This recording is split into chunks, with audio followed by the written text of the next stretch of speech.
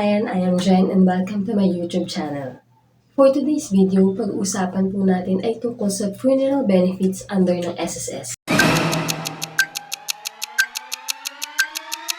Ano nga ba ang funeral benefit ng SSS? Ang funeral benefit ay cash benefit na binibigay ni SSS para matulungan sa gastos ng pagpapalibing ang isang miyembro na namayapa na. Kasama po dito ang miyembro ng permanently totally disabled at maging ang retired man na miyembro.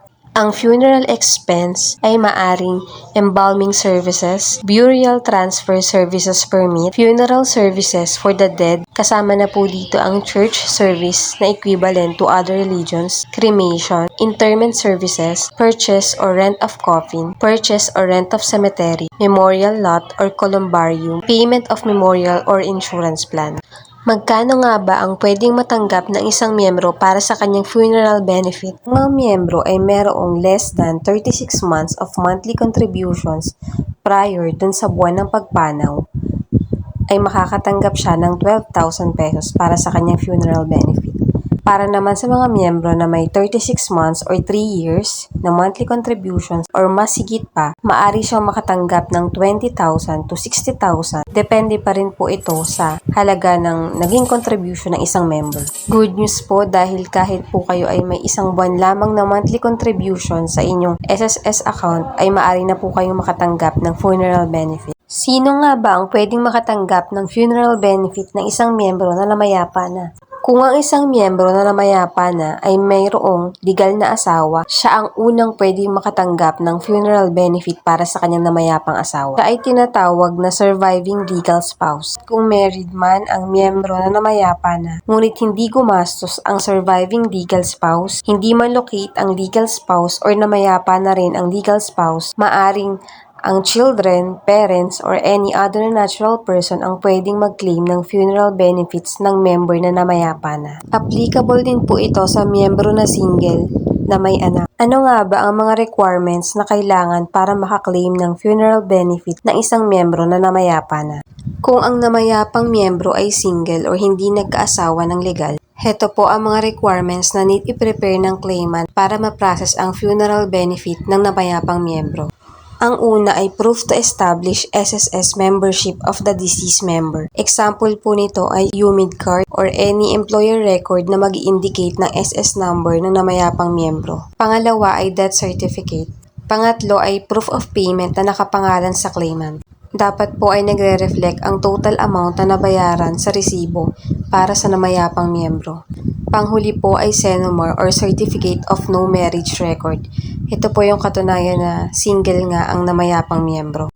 Kung ang namayapang miyembro ay kasal at ang claimant ay ang kanyang surviving legal spouse, ito ang mga requirements na need i-prepare. Una ay proof to establish SSS membership of the deceased. Example po nito ay UMID card or any employer record na mag-indicate ng SS number ng namayapang miyembro. Pangalawa ay death certificate.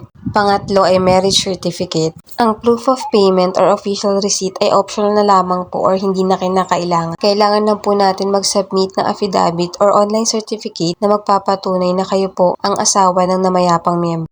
Kung ang namayapang miyembro ay kasal, ngunit ang claimant niya ay hindi ang kanyang surviving legal spouse, ito ang mga requirements na need i-prepare. Una ay proof to establish SSS membership of the deceased. Example po nito ay UMID card or any employer record na mag-indicate ng SS number ng namayapang miyembro.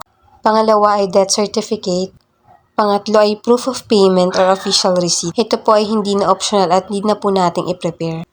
Panghuli, alinman sa mga sumusunod. Una ay duly notarized na waiver na nakasign ang surviving legal spouse. Ito ay nagpapabor para sa claimant na siya ang makakuha ng funeral benefits na namayapang miyembro. O, pangalawa ay duly notarized na affidavit na pinapatunayan ng dalawang hindi interesadong mga tao na nagsasabi na ang surviving legal spouse ay hindi nagbayad ng kahit anong halaga para sa funeral expense ng kanyang namayapang asawa. O, ang surviving legal spouse ay hindi na talaga mahanap. Hanggang kailan pwede i-file ang funeral benefit ng isang namayapang miyembro? Maaring makapag-file pa hanggang 10 taon simula ng buwan ng pagpanaw ng isang miyembro o pensioner ng SSS para sa claimant ng funeral benefit.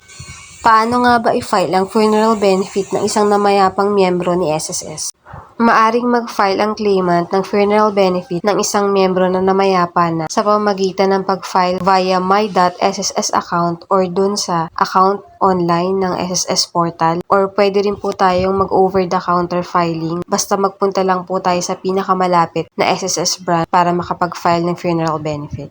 Just like and please comment down below if may reaction kayo, comments, suggestions, or tanong dito sa na-upload natin na video sa ating channel for today's. Kung hindi pa po kayo nakasubscribe sa ating channel, please do subscribe and hit the notification bell para updated po kayo once na mag-upload tayo ng new video sa ating channel na sigurado pong makakatulong sa inyo.